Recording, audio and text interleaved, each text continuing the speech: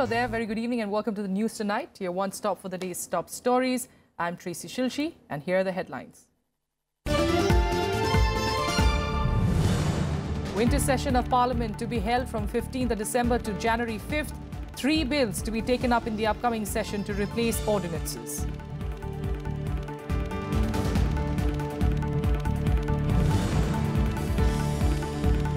BJP and Congress step up campaigning in Gujarat. Prime Minister Modi to address rallies on 27th of November. Congress Vice President Rahul Gandhi addresses public meetings in Porbandar and Ahmedabad.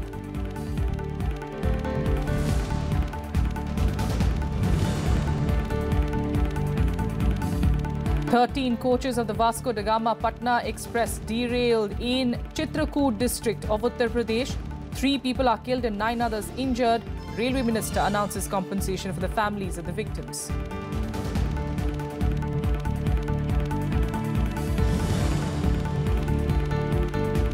"235 people are killed and 125 others injured in a terror attack on a mosque in Egypt's North Sinai region.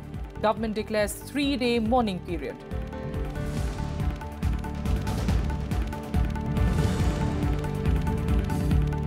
And in cricket, India score 11 runs for the loss of 1 wicket after dismissing the Sri Lankan team for 205 runs on the opening day of the second test in Nagpur.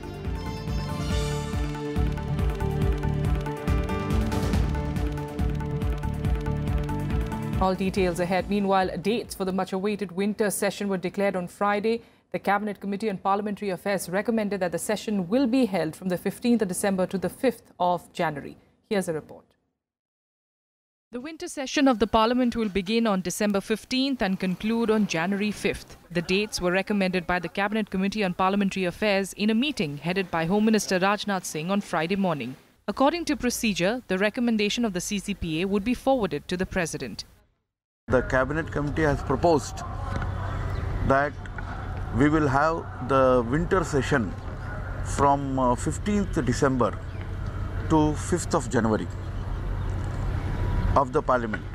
Justifying the government's decision to call the winter session after the Assembly polls, Parliamentary Affairs Minister Anant Kumar said this isn't unprecedented and that previous governments, including the Congresses, have done it in the past. He also urged opposition parties to cooperate and allow the House to function smoothly. I request all the opposition parties and all the political parties to participate and make the Parliament session fruitful and meaningful, because this winter session many important bills are being considered and many important issues of national importance and issues relating to the people are being debated. The Parliamentary Affairs Minister also listed some important bills that are likely to be taken up in the upcoming session. One would be a bill to end triple talaq and the bill to grant constitutional status to the National Commission for Backward Classes. 3 bills will be taken up in the upcoming session to replace ordinances. These are the Goods and Services Tax Compensation to States 2017, the Insolvency and Bankruptcy Amendment Ordinance 2017 and the Indian Forest Amendment Ordinance 2017. Congress has, however, made it clear that they will continue to corner the government over issues like GST and demonetization. हर समस्या GST का है और demonetization का और GDP का है और दूसरे जो भी चीज़ें जम्मू एंड कश्मीर में क्या हो रहा है और ये जो टेररिस्ट का मामला है, पाकिस्तान ने जो सैद हाफिज को ये किया है, वैसे यानी जो राष्ट्रीय अंतर्राष्ट्रीय समस्या को भी उठाएंगे. The winter session will have 14 working days, with December 25th and 26th being declared Christmas holidays. Bureau Report, Rajya Sabha TV. Campaigning is in full swing for elections in poll-bound Gujarat. Congress Vice President Rahul Gandhi on Friday addressed various rallies in Porbandar and Ahmedabad. Prime Minister Narendra Modi is also slated to address 8 rallies in Saurashtra and South Gujarat during his visit to the state next week.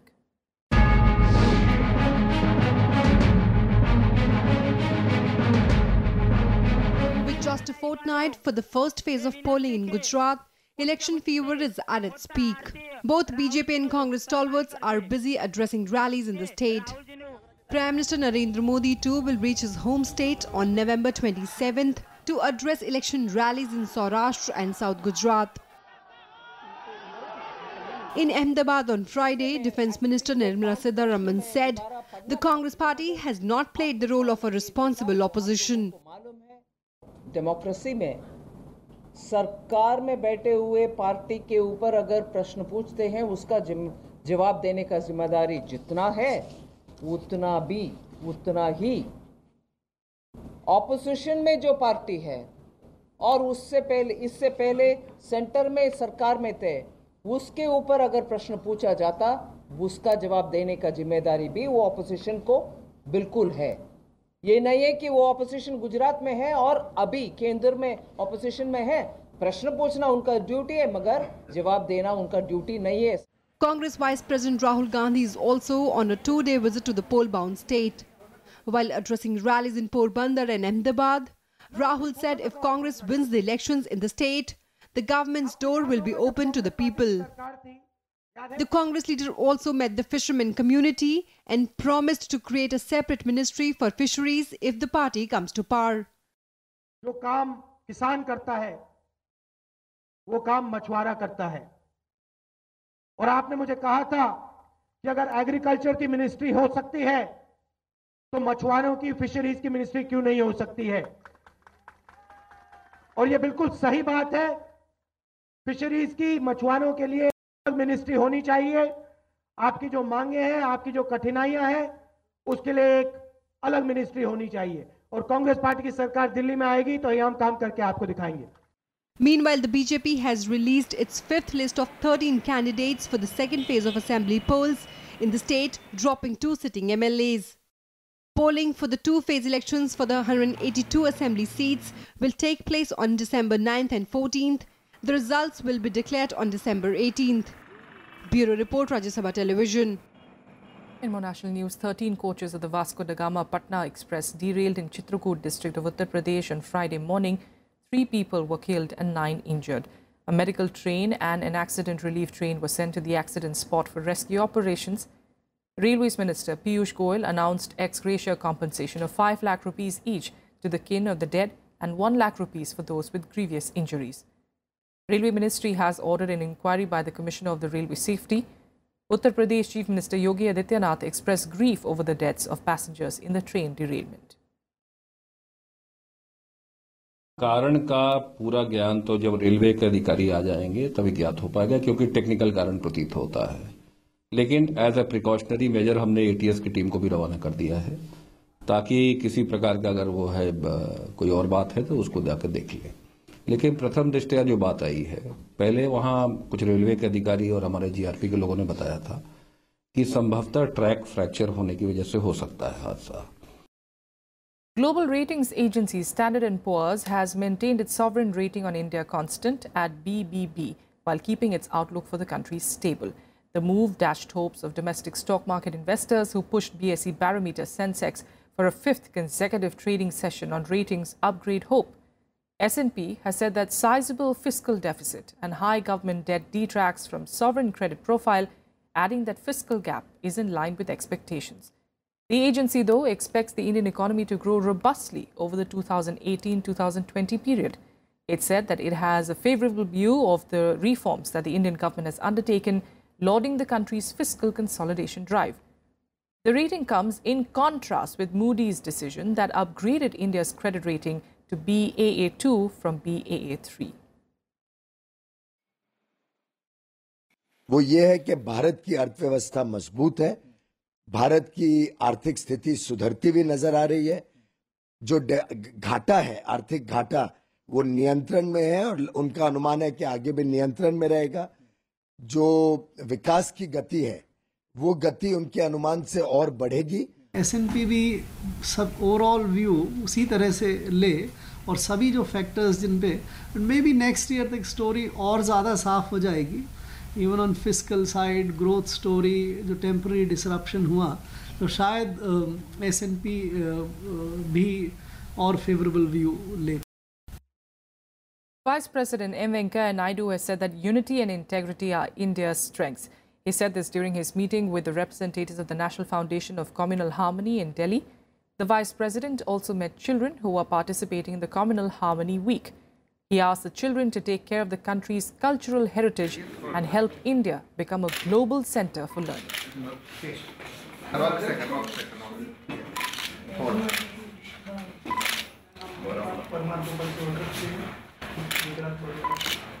The Vice President also released a book written by former Secretary General of Rajya Sabha Vivek Kumar Agnihotri. The book, Daring Democracy, is Agnihotri's autobiography where he talks about his social and professional experiences. एक तो ये है हमारी एक तरह से कह लीजिए ऑटोबायोग्राफी, लेकिन जैसी ऑटोबायोग्राफी जनरली आपको पढ़ने में आती हैं उससे थोड़ा ही हटकर है। इसमें सिर्फ कुछ रेलेवेंट एक्सपीरियंसेस जो कि स्टूडेंट हो, चाहे टीचर हो, चाहे कोई और हो, उसको वो समझ में आए और उससे वो कुछ काम निकाल सके। In other news, the Delhi High Court has dismissed a plea against Bollywood epic drama Padmavati. The petition filed by Akhand Rashtravadi Party sought a committee to be set up before the film's release to check whether there is any distortion of history. Calling the petition hopeless and misconceived, the court ruled that such petitions were encouraging those agitating against the movie. The court also directed the petitioner to approach the censor board as the court was not inclined to entertain its plea. Recently, the Supreme Court had rejected a plea seeking a stay on the release of the film, saying the censor board was yet to certify the movie. Meanwhile, protests against the film Padmavati took a violent turn as a man's body was found hanging at Nahargarh Fort near Jaipur today with threatening messages referring to the film scribbled on the nearby stones. Reports say the police has identified the dead man as a local jeweler and investigation is still on. Here's a look at what else made news across the country today in Nationwide. The Supreme Court today granted 6 weeks' time to Gujarat government for apprising it on whether any disciplinary action has been initiated against the policeman convicted in the 2002 Bilkis Bano gang rape case. A bench ordered that the matter is listed for hearing in January. However, the court said a separate plea seeking enhancement of compensation to be awarded to Bilkis Bano would be taken up next week for a hearing.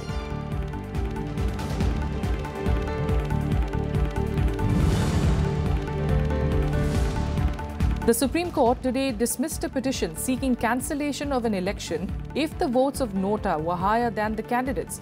The petition was filed by BJP leader Ashwini Upadhyay, who sought for cancellation of the candidature and the particular election process if the votes of Nota were higher than any candidate.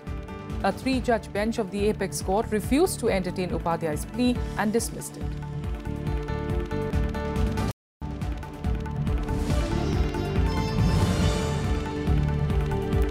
The by-election to the RK Nagar Assembly constituency, which fell vacant after the death of Tamil Nadu Chief Minister J. Jayalalitha last year, will be held on the 21st of December.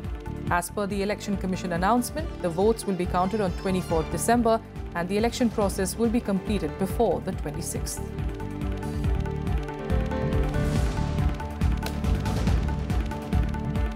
A quick break here. Up next, we'll get you the top international stories.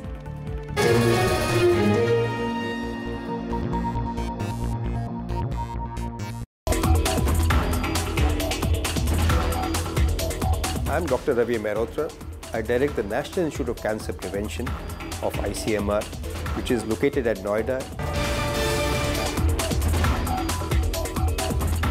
I'm going to talk about how more than 60% of all cancers occurring in our country are preventable. Please keep watching Eureka.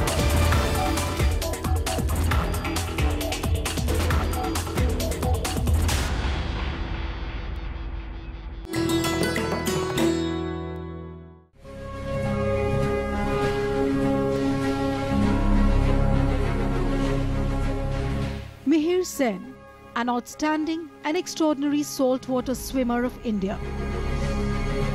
He is the first Asian to swim the English Channel way back in 1958. And just 8 years later, in 1966, he swam the 7 seas of the 5 continents in 1 calendar year, which etched his name in the Guinness Book of World Records. In 1959, he was also conferred the Padma Shri, and in 1967, he was awarded the Padma Bhushan.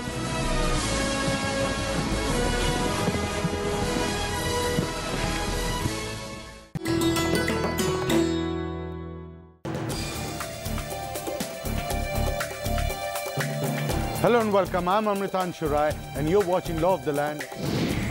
The function of the Director of Estates is to protect the estates of the Government of India. Logically, any law-abiding person should move out, whether he's a government servant, retired, or a political person. So there is a time period should be provided for the estate officer also to conduct the inquiry. Watch Law of the Land on Rajya Sabha television.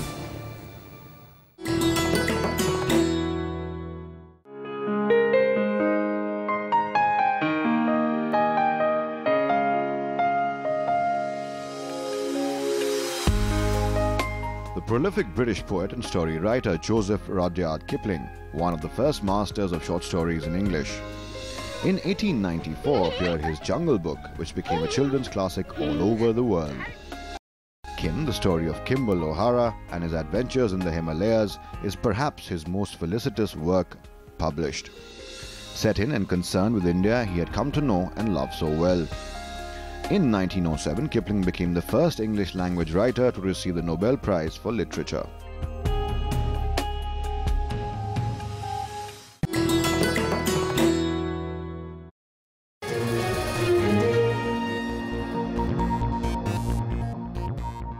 Welcome back. Let's get you more news. And on the its 4-day visit, to India, Sri Lankan Prime Minister Ranil Wickremesinghe today called on President Kovind at Rashtrapati Bhavan. After meeting Wickremesinghe, President Kovind said the relations between India and Sri Lanka are unique, warm and friendly. He further added that development cooperation forms an important part of bilateral engagement. The President also said that India is keen to strengthen the economic pillar of its relationship with Sri Lanka. Later, the Sri Lankan Prime Minister also met External Affairs Minister Sushma Swaraj. Both sides discussed steps to further intensify close and mutually beneficial relationship between the two countries.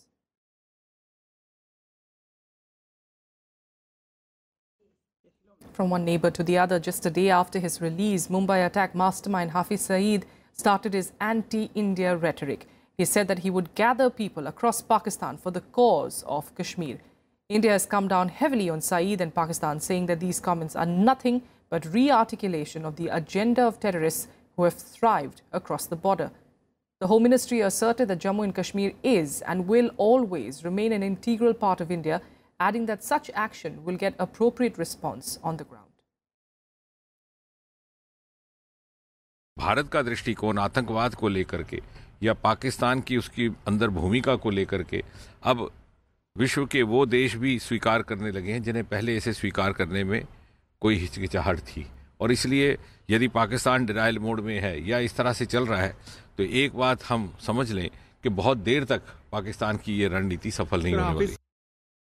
At least 235 people were killed and 125 others injured in a terror attack on a mosque in Egypt's North Sinai region. Terrorists launched a bomb and gun attack on the Al Rawda Mosque in Al Arish city during the Friday prayers. Local police said that the gunmen came in 4 off-road vehicles. They opened fire on worshippers who tried to escape after the explosion. Egypt announced 3 days of mourning after the incident. President Abdel Fattah al-Sisi also chaired an emergency meeting to review the security situation after the attack. No group has yet claimed responsibility for the attack. Egypt has witnessed a series of terror attacks this year that have claimed scores of lives.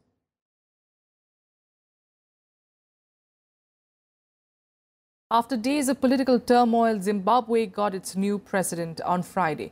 Emerson Mnangagwa was sworn in as the president at a grand ceremony held in the National Sports Stadium in Harare. Of supporters thronged the stadium, cheering the new president, who is also referred to as the crocodile. A number of dignitaries and foreign diplomats were also in attendance. Opposition leaders also attended the event. Soon after taking oath, Mnangagwa addressed the packed stadium, pledging to serve all Zimbabweans. He said that he was deeply humbled to take the role of the president. He also paid tribute to his predecessor, Robert Mugabe, calling him a father, mentor, comrade in arms, and his leader. Mnangagwa's swearing-in follows the dramatic departure of Mugabe after 37 years of authoritarian rule. It was the sacking of Mnangagwa, in fact, Mugabe's vice president then, that prompted the military to take control. Mnangagwa had fled the country after being sacked, but returned to a hero's welcome on Wednesday.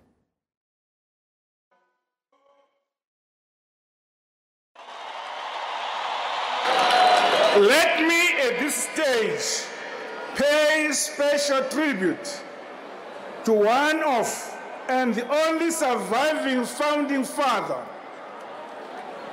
of our nation, Comrade Robert Gabriel Mugabe. He led us in our struggle for national independence. He assumed responsibilities of leadership at the formative and a very challenging time at the birth of our nation. That is to be lauded and celebrated for all times. And here are more updates from across the world in Global Buzz. A suicide bomber rammed his motorcycle into a vehicle, killing a senior Pakistani police officer in Peshawar. Additional Inspector General Ashraf Noor and his gunmen were killed, while 6 cops escorting the vehicle were injured. Noor, in fact, there was no immediate claim of responsibility of the attack.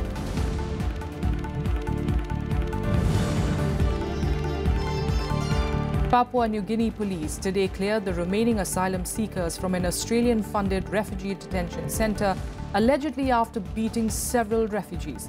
Many of them were severely injured and needed medical treatment.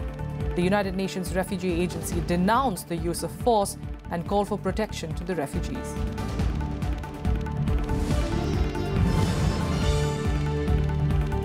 The U.S. Navy called off its search for 3 American sailors missing since their plane crashed in the Philippine Sea. The C-2A Greyhound transport aircraft with 11 people was traveling to the U.S.'s Ronald Reagan aircraft carrier when it crashed. 8 sailors were rescued shortly after the accident.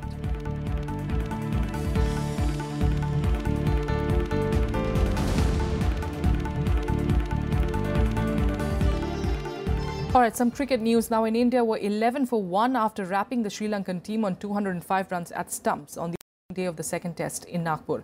Lahiru Gamage bowled Lokesh Rahul for 7 runs, while Murli Vijay and Chiteshwar Pujara both were batting on 2, with India trailing by 194 runs. In bowling, off-spinner Ravichandran Ashwin took 4 wickets, while Ishant Sharma and Ravindra Jadeja took 3 wickets each. Sri Lankan skipper Dinesh Chandimal with 57 runs and Dimuth Karunaratne with 51 runs were among the top scorers for the Lankan side.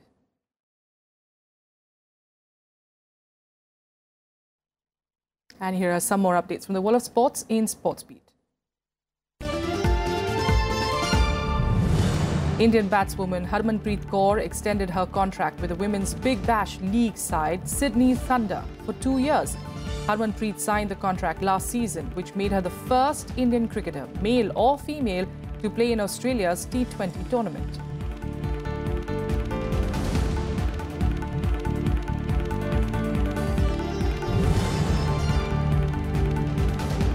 South Africa's Supreme Court increased Paralympic athlete Oscar Pistorius' jail sentence to 13 years and 5 months after the state argued that his original sentence of 6 years was lenient. Pistorius was imprisoned in July last year after being found guilty on appeal of murdering his girlfriend Riva Steenkamp. Her family has welcomed the decision and said that the court showed justice.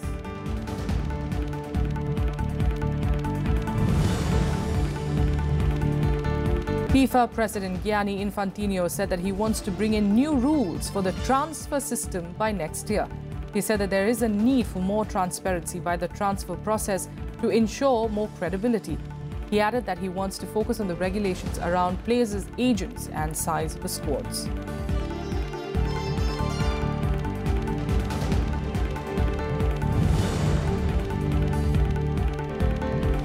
Arsenal secured top spot in Europa League Group H despite a 0-1 defeat against Cologne. Cologne made a good start and almost opened the scoring in the initial 5 minutes of the game as John Cordoba kicked a cross shot, which Arsenal keeper David Ospina pushed away.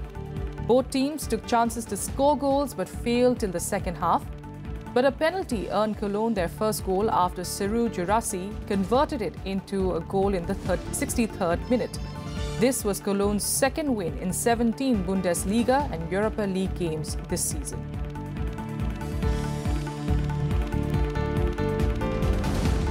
That's it on the news tonight. Thank you so much for joining us.